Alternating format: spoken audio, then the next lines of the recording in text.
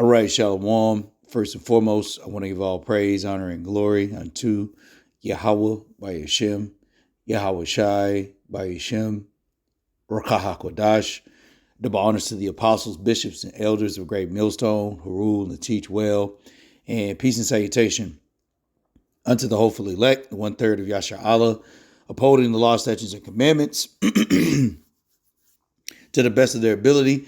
Peace and salutation. This is the brother Bakwasha, and I just want to go into a couple of quick scriptures, some precepts that back up not only is Amalek going to be wiped off the face of the earth, but there's reasons why, right? And I'm just going to go into a couple quick precepts because the people that are proclaiming themselves to be the JOOSs, right? Those that wear hats that are small, right? Those that say that they are the people and are not, do lie, right? Those are the people, along with the rest of these other heathen nations, okay, starting with Esau, the so-called white man, and all the way down throughout the rest of these other heathen nations, right? That are going to be judged, okay, destroyed for not only being heathens, but also coming against Yahweh Shemi Shai, coming against Yahweh Shai, coming against the children of Israel. And so let's start here in Deuteronomy, the 25th chapter in the 17th verse. It says, remember what Amalek did unto thee by the way when ye were come forth out of Egypt, how he met thee by the way and smote the hindermost of thee, even all that were feeble behind thee, when thou was faint and weary, and he feared not Yahweh. So imagine coming out of Egypt, being in a state where you're famished, where you're aching, you're tired, you have thirst, right? And now you're being attacked, right? And so you're being attacked by other heathen nations, right? And Yahweh Shemi Shai saw those things, but these are the same things in which are happening today. We're still under the assault. That's the word I was looking for. The Wadi Yahweh Shemi Shai. We are still under the assault of these Amalekites. Okay, and who are the Amalekites? Real quick, let's go into that. And it says, Amalek, a descendant of Esau, also his posterity and their country, Amalek. Okay, so it says, son of Eliphaz and grandson of Esau, right? And then everything else that kind of going off on. So why do I bring this up? Because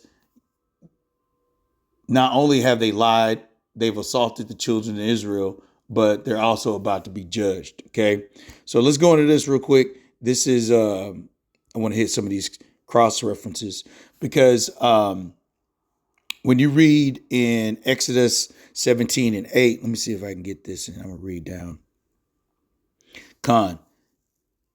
This is Exodus 17 verse 8. It says, then came Amalek and fought with Israel in Rephidim. It says, and Moses said unto Joshua, choose us out men and go out, fight with Amalek. Tomorrow I will stand on the top of the hill with the rod of Yahweh in mine hand.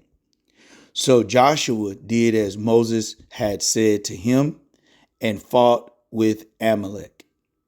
And Moses, Aaron, and Hur went up to the top of the hill. And it came to pass when Moses held up his hand that Israel prevailed. And when he let down his hand, Amalek prevailed.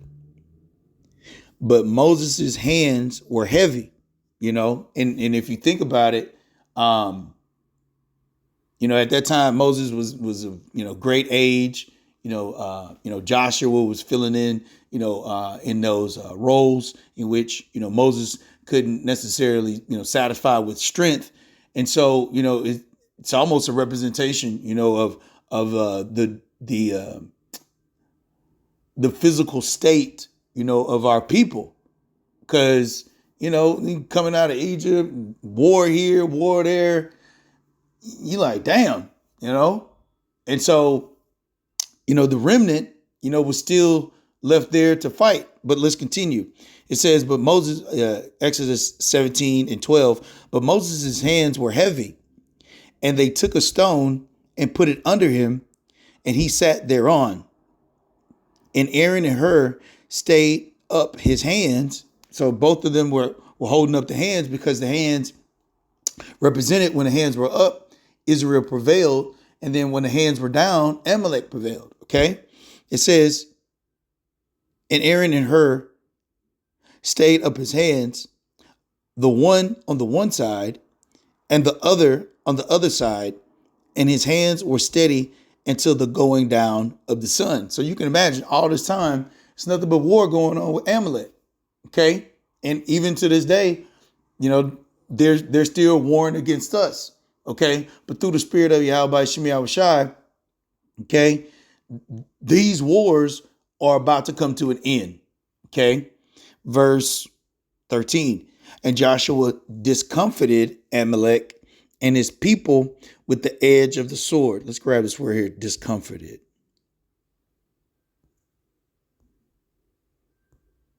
Strong's H, 2522. Chalash. Chalash. It says to overthrow, decay, discomfort. Let's see if we can grab this word. Probably not. Okay. Define.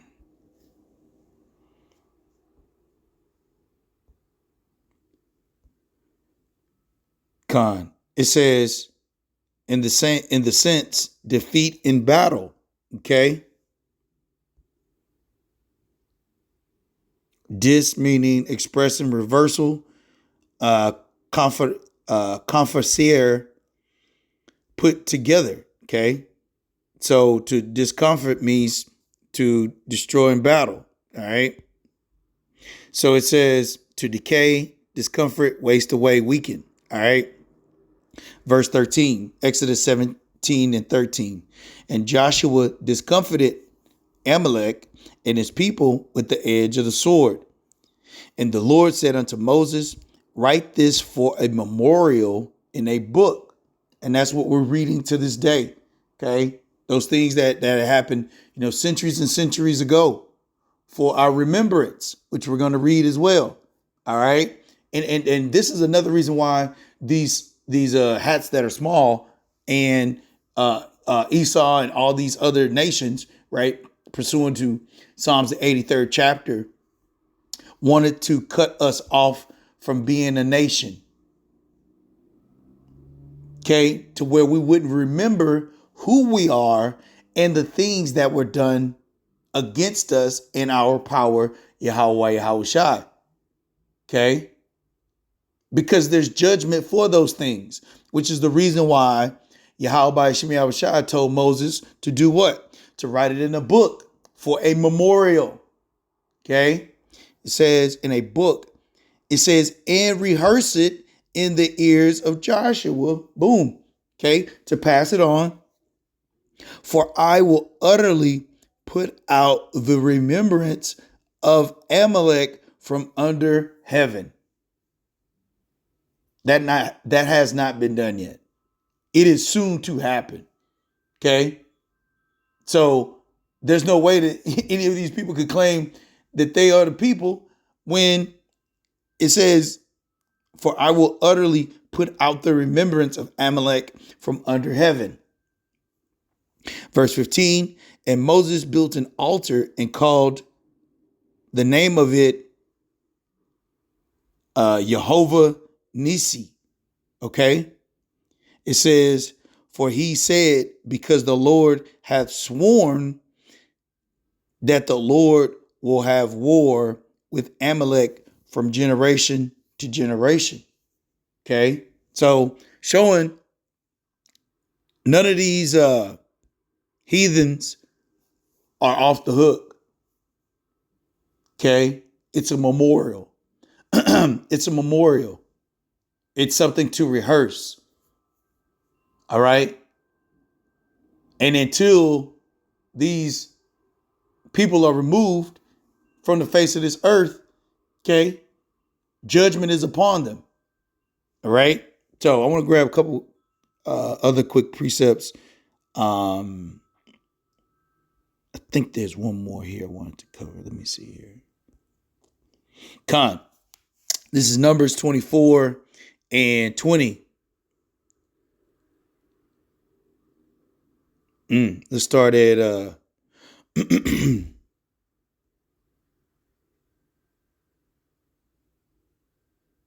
is Numbers 24 and 17. It says, I shall see him, but not now.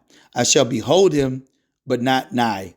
There shall come a star out of Jacob, and a scepter shall rise out of Israel, and shall smite the corners of Moab and destroy all the children of Shehith. And Edom shall be a possession.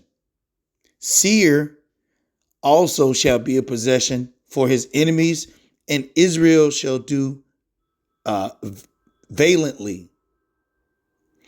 Verse 19, out of Jacob shall come he that shall have dominion, and shall destroy him that remaineth of the city.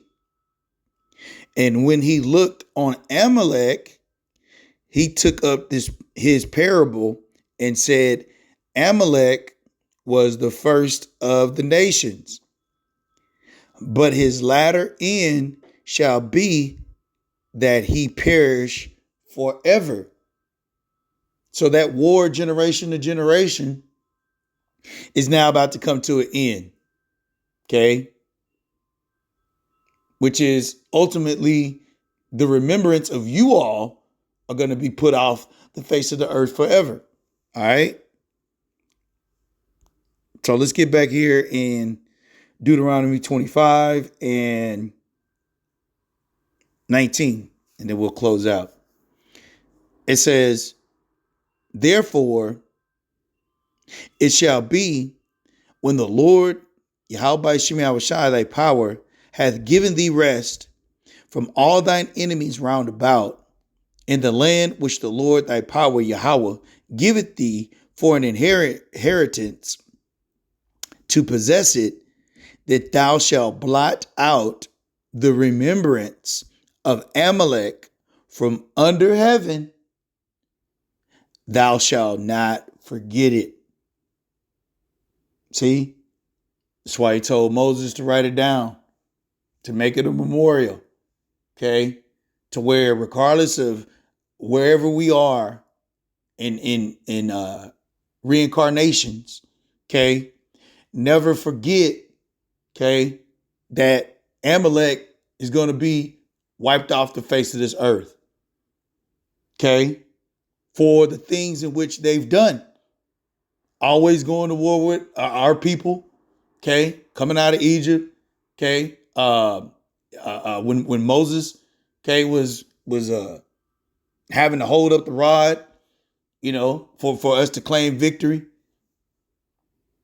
These are our adversaries, man. These are our enemies. These are the same people that are polluting the earth across the globe, man. These are the same people that put up, you know, images, you know, of Caesar Borgia. I mean, their lineage, not specifically them. Okay? That's who these people are, man. Okay? These are the nations, or specifically, this is a tribe, okay, of Edom, okay, it's going to be destroyed, man. Okay? Eradicated off the face of this earth. So just wanted to go into that real quick. Lord will, it was edifying for the elect. And until next time, shalom.